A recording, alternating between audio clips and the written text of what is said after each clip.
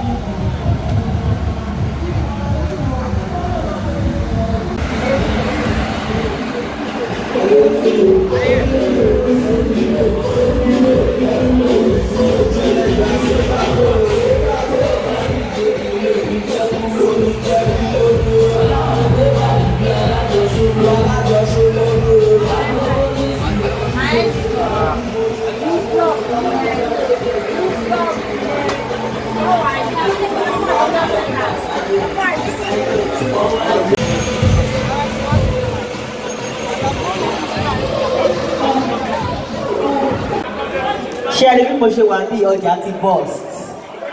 Bọ̀ ó lè má yẹ yín, bàbá ọjà ti bust, ọjà ti túká.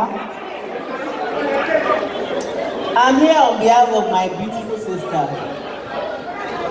Bumi Oshadare. Uncle ẹjọ́ torí Ọlọ́run fẹ́kẹ́ nísìn. Uncle bọ̀dá bóyá ti bust ara sí ọjà bust ara tèmi náà. Torí Bukola Oshadare ni mo ṣe wà bí. Girl yìí ló ní cancer. A lè fi operate ẹ̀ lẹ́ẹ̀kan, bàtà operate gbogbo yín náà pátápátá lẹ ṣe ìwọ̀nba tẹ́ lè ṣe. Àti operate ẹ̀ lẹ́ẹ̀kan. Ní ìsìn cancer yẹn ti wà níbi okun ẹ̀mí ẹ̀ ní cancer yẹn tún wà. Ó tún wà níbi abíyá ẹ̀ náà. Ẹ jọ̀ọ́ nítorí t'Ọlọ́run. Bá a ṣe wà ń bí tá à ń dolo yìí, àwọn kan wà níbi tó jẹ́ pé inú wọn bá. Àkáǹtì ẹ̀. Ó yẹ bá wọn fi sí ẹ ṣe ẹ àkáǹtì ẹ̀. Account number tó lọ. Account number ẹ̀ ṣe use GTB bank 01